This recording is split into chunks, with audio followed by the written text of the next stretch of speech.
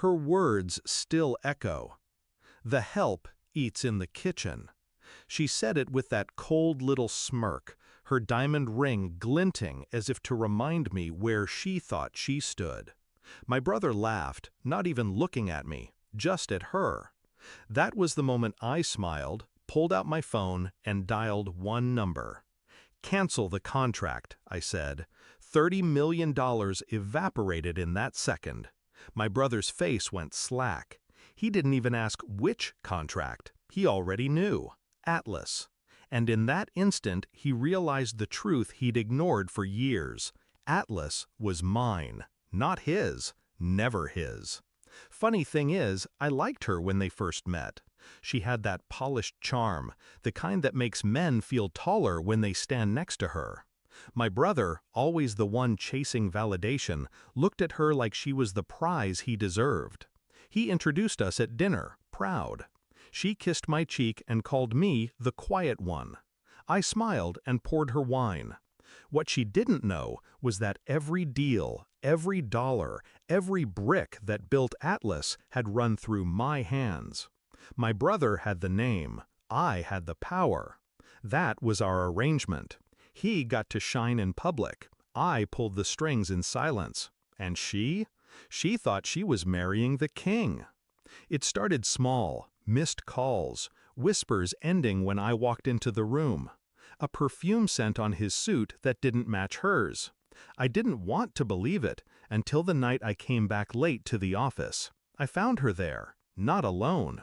She was draped across his desk, laughing at something my brother whispered into her ear. Not my brother, his partner, the man I trusted enough to give a seat at the table.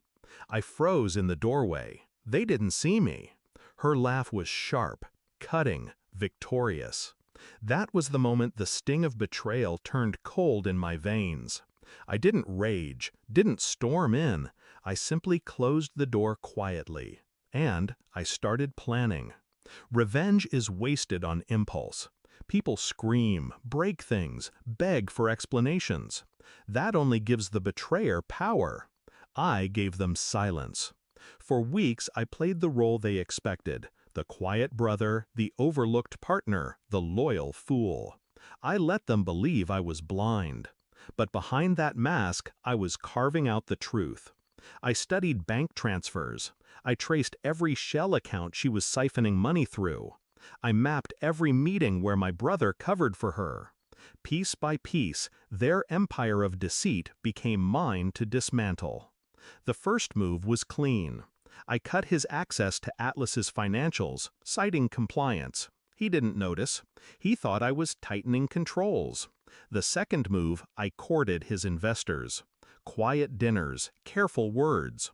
I planted seeds of doubt about his judgment, about her influence. They didn't need much convincing. Their money had always trusted my steadiness more than his showmanship.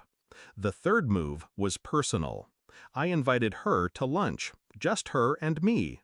She arrived in silk, smug, dripping with confidence. She thought I was going to beg her not to ruin my brother. She ordered champagne before I sat down. And when the waiter poured, I leaned in and said, "I know." Just 2 words. Her hand trembled against the glass. I let the silence choke her. Then I smiled, paid the bill, and left. That was all it took. She started unraveling.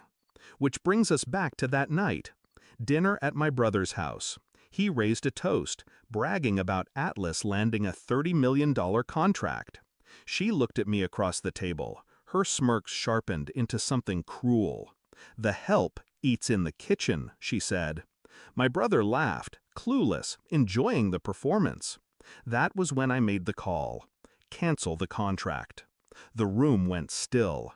My brother blinked, then shook his head, trying to play it off. But the panic was already spreading across his face. "You can't," he whispered. I met his eyes. I already did. It was like watching a man drown in real time. The color drained, his chest tightened, and then the realization hit him. Atlas was mine. His name was nothing. His signature meant nothing. He looked at her, but she was already standing, jaw tight, realizing she'd backed the wrong brother. That was the sweetest part, watching them both calculate and come up short. I didn't shout, didn't gloat. I simply excused myself, left them sitting in their palace of glass, both finally seeing the cracks. By morning, the investors were gone. The partner was out. The accounts were locked. My brother called 12 times. I never answered.